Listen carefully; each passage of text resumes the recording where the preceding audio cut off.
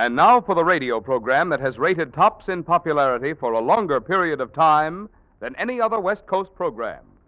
The mystery program that is unique among all mystery programs. Because you know who's guilty. You see his every move. You know his complete plans, even his innermost thoughts. Yet the final curtain always brings a startling surprise. In the Signal Oil program, The Whistler.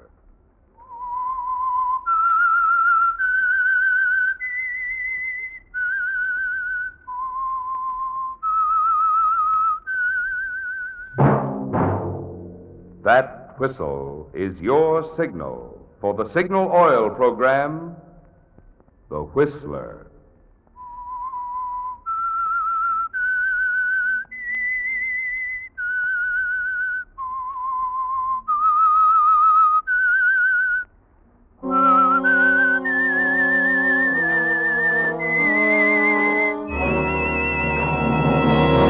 I am the Whistler, and I know many things, for I walk by night. I know many strange tales hidden in the hearts of men and women who have stepped into the shadows. Yes, I know the nameless terrors of which they dare not speak. Yes, friends, it's The Whistler for the tops in entertainment. And for the tops in gasoline quality, it's Signal. It takes extra quality, you know, to give you extra mileage. And Signal is the famous Go Farther gasoline. So look for the Signal circle sign in yellow and black that identifies friendly independent signal stations from Canada to Mexico. And now the Whistler's strange story. Small Town Girl.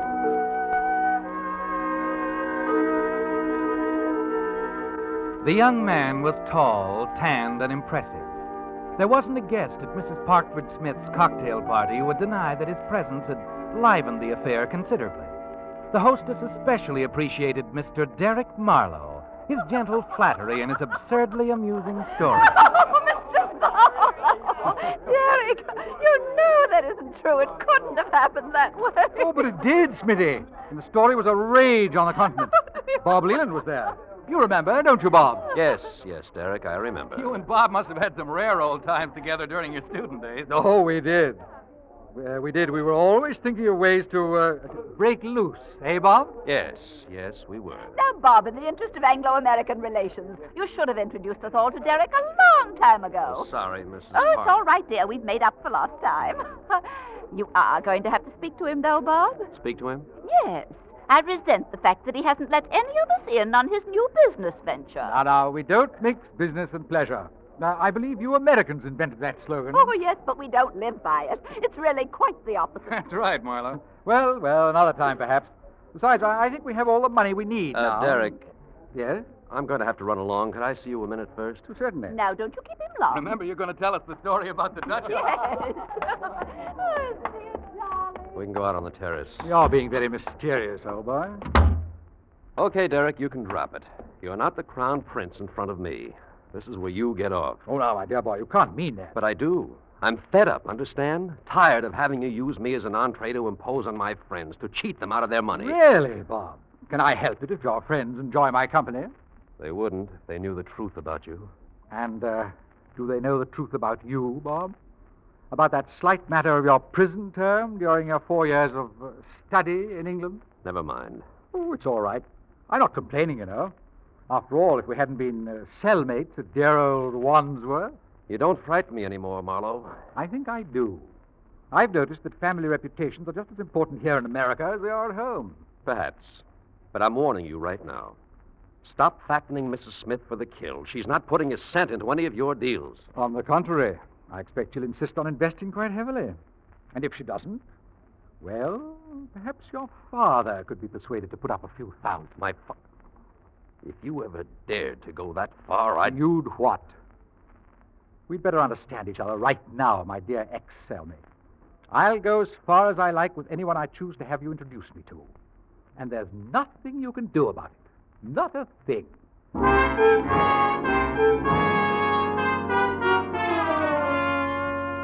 No, Derek, you're not worried about Bob Leland's threats, not for an instant. The offense that sent him to Wandsworth Prison while he was a student in England was a minor one. Little more than a college prank that backfired. But it did land him in a British prison. And with the importance of his father's position, it gives you the key you need to open wide the doors of society. That's what brought you here to America, isn't it? And living in Bob Leland's home, being accepted by his parents and introduced to his society friends, makes it all so easy. A few more weeks of gaining their confidence, and you'll be satisfied to leave Bob alone, to move on out of his life, a much wealthier man than when you arrived. You don't see any more of Bob that evening, and the next day you stroll down to the stables for your afternoon ride. Oh, Mr. Marlow. Huh? Oh, hello. Hello. I'll bet you don't even remember me. Allison Kingsley. Alice? I knew it. I was one of the many people you met at Mrs. Parkford, at Smitty's cocktail party yesterday. Bob introduced us. Oh, yes. Yes, of course, you're his fiancée. Oh, not yet. And I won't be if he doesn't stop standing me up this way. We had a date to go riding. Oh? Well, as an acquaintance of long standing, I can tell you that the only way to handle that habit of his is with a slight kick in the shin. And how do you suggest I do that when he isn't here? Simple. You go riding with me. I see. I'll admit it's a temptation. But if he did show up... He'd learn that you were a lady with a mind of your own. All saddled up, Mr. Marlow. Right. Well, what do you say? All right, I'll do it. But, of course, only as a lesson to Bob. Whoa!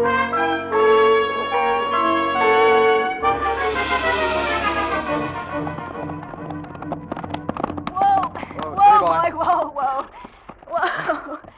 Oh, that was wonderful. You ride very well. Thanks. We ought to walk in, though. Cool the horses down. Oh, suits me. You know, Allison, this is much better than a cocktail party.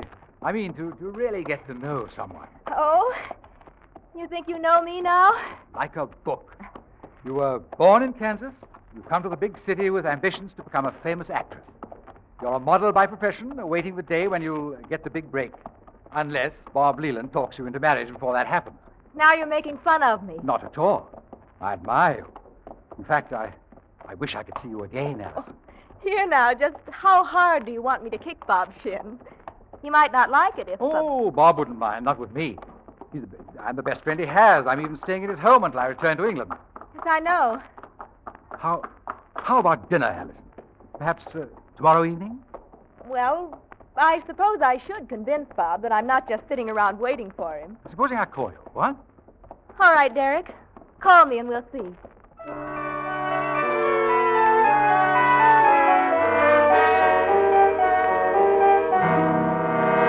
I warn you, Derek, you'll go too far. Really, old man, can I help it if Allison preferred to go riding with me? I was late. There was a rather important matter I wanted to look into. Then it's your own fault. Putting business before Allison. No, it wasn't business. As a matter of fact, it concerned you, Derek. Oh? I got to thinking after our conversation last night. I decided to check on something, the little matter of your visa. What about my visa? I thought you'd been here a long time, too long. And I find out to my intense satisfaction that your stay in this country officially expires next week. Oh, yes? Yes. Well, don't weep any unnecessary tears for me. You see, I won't be leaving quite that soon. No? No. These official matters take time. The immigration authorities are frightfully busy these days. It'll probably be several weeks before they get around to their routine checkup. And by that time, I'll have things quite well in hand. Oh, I see. Except that it might not take weeks if someone called your overstay to their attention. You haven't done that, have you? No. I wouldn't if I were you. And why not? Because if you do, Bob, I'll kill you. What did you say? I said I'll kill you. You see, I've been planning this little visit to America for a long time. Ever since our college days together at dear old Wandsworth. And I won't stand by and see my plans destroyed. You really mean that, don't you? Try me, and you'll find out.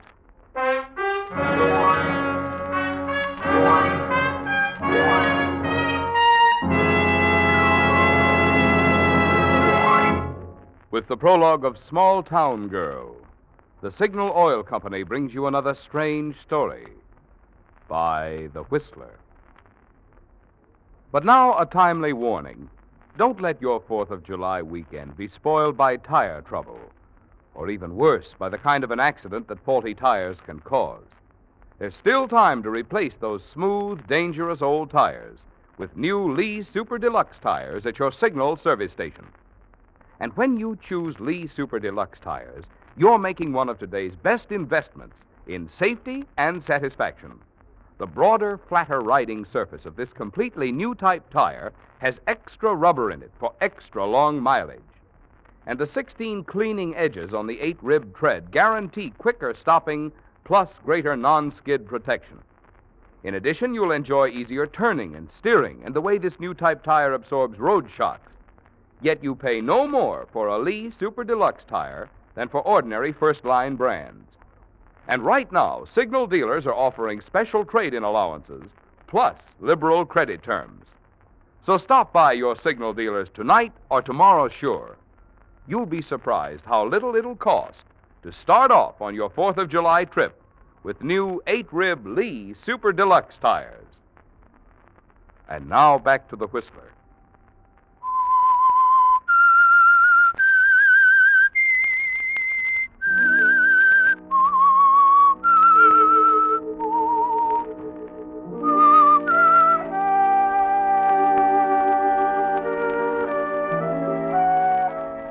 That makes it a stalemate, doesn't it, Derek? You'll use the fine art of threat with Bob Leland, and now he has a threat of his own. You wonder if he really would go to the immigration authorities, and it worries you, doesn't it? You need time to plant your deal with Mrs. Parkford-Smith, time to nurture it and watch it grow. You realize you've got to get the upper hand again, to slow Bob down. And then you think of it. Allison, the girl Bob's in love with, the one person he wouldn't want to hurt, wouldn't want to learn about the sentence he served in that British prison. You decide that you can use Allison Kingsley to advantage, and so you press hard to arrange that dinner date, and then another and another, until you can sense that she's becoming quite fond of you, helping even more than you'd counted on. You know something, Derek? I know a lady who's positively captivated by you. Really, Allison? Really? That's a delightful coincidence. You see, I know a man who... Oh, now, wait a minute. The lady I speak of, she's Mrs. Parkford-Smith. Oh, I thought... No, you didn't. Anyway, I had lunch with Smitty today. Oh, the old girl's really quite fond of you, isn't she? Oh, she's been wonderful. She's sponsor of the little theater group, you know. She's helped me more than I can say. But that's not what I wanted to talk about. Oh, what then? Derek, why don't you talk to her? Send her the brochures. Let her in on that venture of yours, whatever it is. You, really think she'd like to invest something? I know it. She practically begged me to say something. And she has confidence in you, Derek, just as I have. Allison, you're a very fine person. If I thought for a moment there was a chance... Derek, don't spoil anything. No, I mean it. You'll be sailing off to England as soon as you've wound up your business here. I've known that all along. You'd never let yourself think seriously about an American girl. But why not? Why not, Allison? We get along so beautifully. But it would tie you down, Derek. Perhaps keep you here in this country. Oh, keep me in this country, but... Why, yes. Yes, it might do that. Allison. Yes, Derek? There's a moon tonight. What do you say if we get into the car and have a drive down by the sea? Do you really want to? Yes, I do want to. Very much.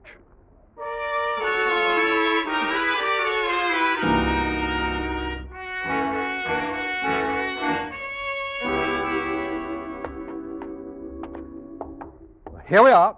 Right back to your front door, safe and sound. Had fun? Oh, it's been a perfect evening, Derek. I'll see you upstairs. No, I'm afraid we disturbed my roommate. She goes to bed quite early. Roommate? I didn't know you shared your apartment with anyone. Oh, yes. Emma Shoup, a girl from my hometown. You've never looked at the mailbox. Emma Shoup, Allison Kingsley. Yes. We've shared an apartment ever since I arrived in New York. Well, do you think your friend Miss Shoup would mind so much? You know, you've never once asked me in. I'm afraid she would. Emma's a small-town girl. She's wonderful, actually, but she doesn't approve of some of my boyfriends, especially when they keep me out this late. Oh, I see. The ogre guarding the beautiful princess, is that it? Something like that. Well, perhaps I'll eventually get on her good side and charm her into submission. Perhaps. Well, anyway, it's pretty late tonight. Good night, Derek. And thanks again. Not at all. You know, Allison, I hope we can have many more evenings together. Derek, sometimes I don't know whether to believe you or not. I'd like to be sure, but... You can be. You can depend on me, Allison. I mean what I say.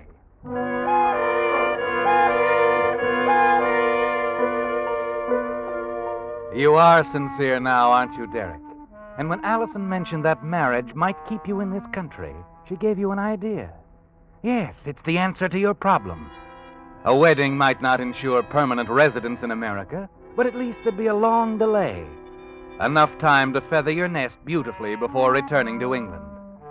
So the next morning you call Mrs. Parkford-Smith, arrange to send her the brochures.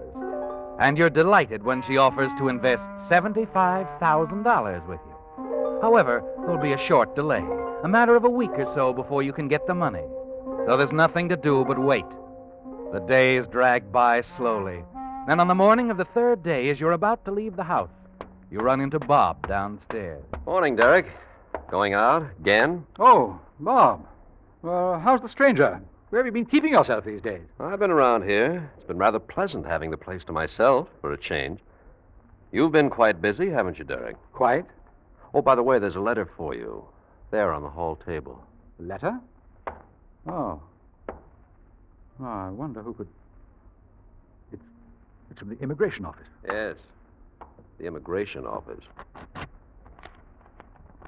Mr. Derek Marlow, care of Mr. Robert Leland, 1822 Oakdale Road.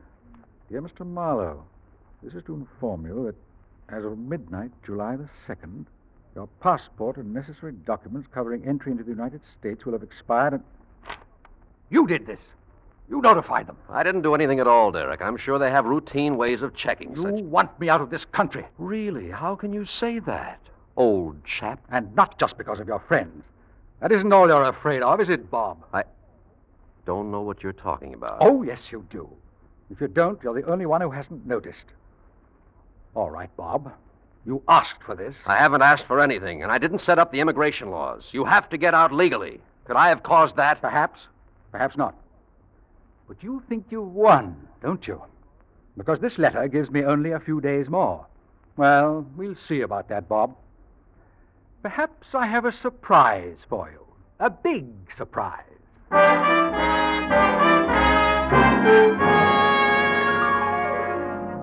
There's still a chance, Derek, to stay with your scheme, to get your hands on Mrs. Parkford-Smith's $75,000.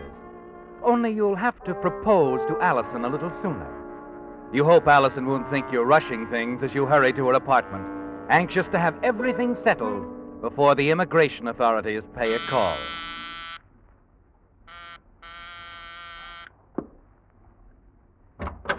Yes?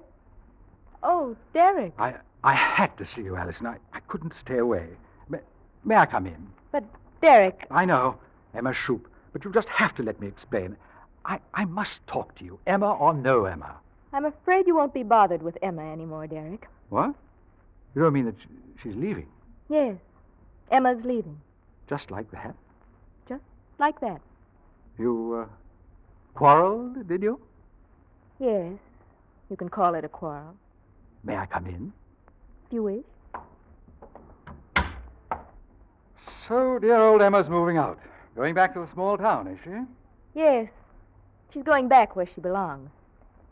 She's packed and ready to take the train for home. In another 15 minutes, she'll be pulling out of Pennsylvania Station. Well, can't say I'm sorry. No. I don't suppose you would be, Derek. Look here, darling. I didn't come here to discuss Emma Shoup. Allison, the reason I had to see you rushed over here like this, well, it's something I've got to ask you right away. Oh? Allison, the other night, what you said about my staying in this country. Well, I've decided I like it here. I like it very much. I see. Do you know why? I haven't the faintest idea. Allison, darling, you're not making this any easier for me, but I love you. I want you to be my wife. I want you to marry me. Marry you? Why are you laughing? You don't love me. You never have. You've been using me to get to Smitty, to strike at Bob in some way. I don't know what it is, but Bob's in some sort of trouble, isn't he? And you know about it. No, that isn't it, Allison. Don't tell me you're his best friend, or anyone's. Allison! You see, Derek, Mrs. Smith wasn't quite as gullible as you assumed. Those brochures you sent her, the entire proposition, she had her attorneys check it thoroughly. They also checked on you. She called me about it. So, what are you going to do? I've already done it. You'll have a visitor any day now, Mr. Derek Marlow.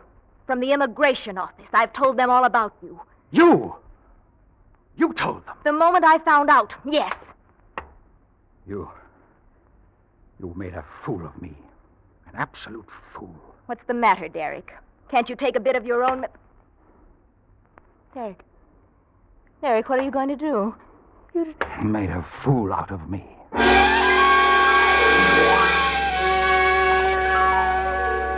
It happened swiftly, Derek.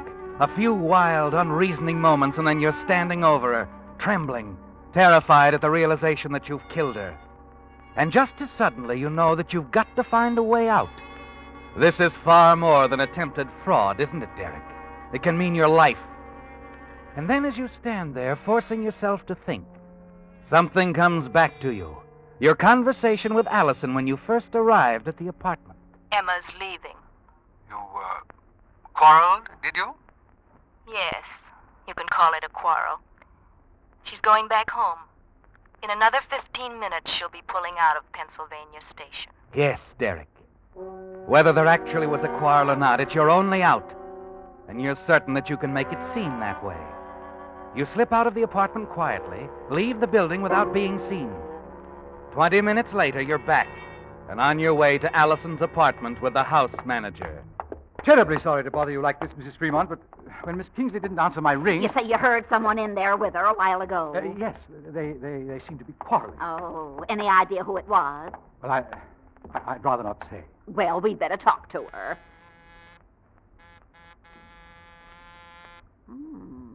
Perhaps I'd better wait for you. All right. She might be laying down. I'll just... Mr. Marlow. Mr. Marlow. Yes? What is it? Oh. Good Lord. She's dead. The poor thing's dead. Somebody's killed her. Don't get excited, Mrs. Fremont, and don't touch anything. We've got to call the police right away. The police, yes. And when they get here, I may be able to help.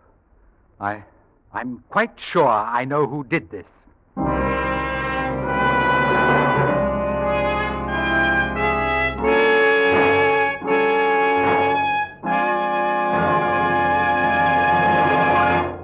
The Whistler will return in just a moment with a strange ending to tonight's story. Meantime, since next Monday, July 4th, you'll be celebrating the 172nd birthday of independence for America. It's interesting to note that since the war, there has been a tremendous rebirth of that independent spirit as more and more veterans go into business for themselves. That's particularly gratifying to us at Signal, because since the very beginning, Signal products have been sold only through independent dealers. At first, there were just a handful of them in Southern California. But drivers liked Signal products and services so well that the Signal family grew and grew, until today there are almost 2,000 Signal stations serving 6 western states from Canada to Mexico. Now, obviously, there must be good reasons why so many drivers have switched to Signal. To discover them for yourself, stop by your nearby Signal station before the 4th of July weekend and fill up with Signal, the famous Go Farther gasoline. You'll like it.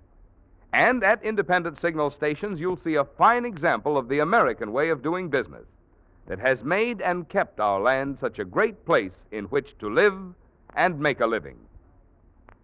And now back to the Whistler.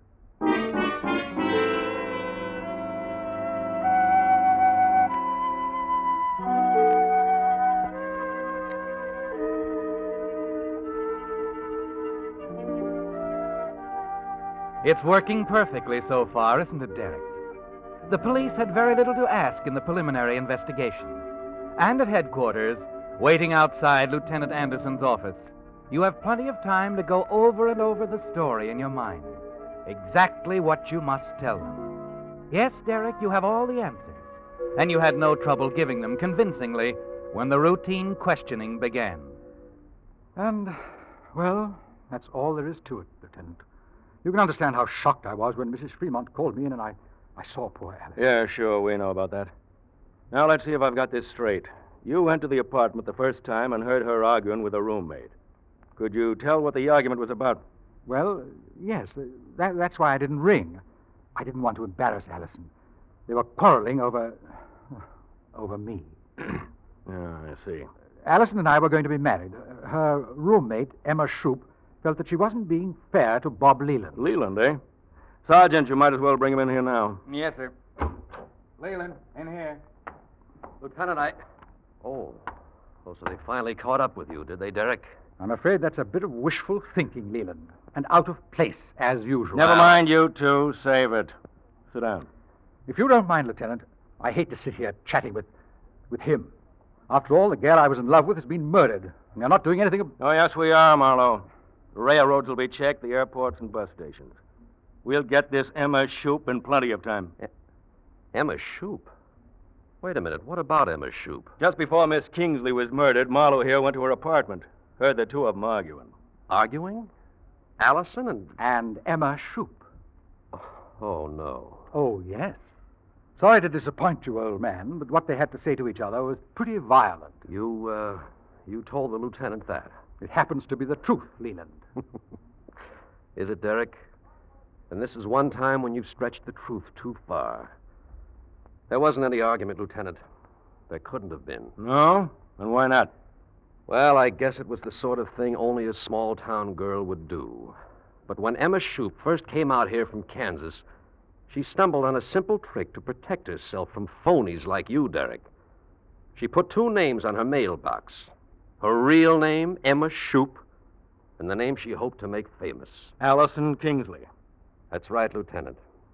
Emma Shoup and Allison Kingsley were two names for the same girl.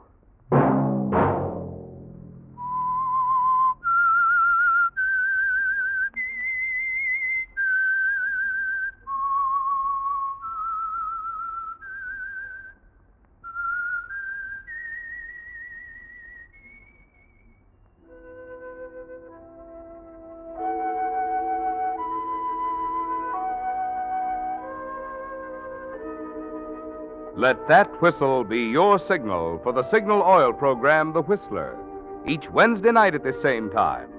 Brought to you by the Signal Oil Company, marketers of Signal gasoline and motor oil and fine quality automotive accessories. Signal has asked me to remind you, to get the most driving pleasure, drive at sensible speed, be courteous, and obey traffic regulations. It may save a life, possibly your own.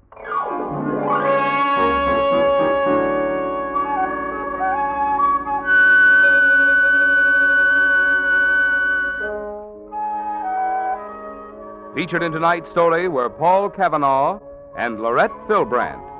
The Whistler was produced and directed by George W. Allen, with story by Leslie Edgley and music by Wilbur Hatch, and was transmitted to our troops overseas by the Armed Forces Radio Service. Remember, next Wednesday at the same time, another strange tale by The Whistler. Marvin Miller speaking. This is CBS, where 99 million people gather every week, the Columbia Broadcasting System.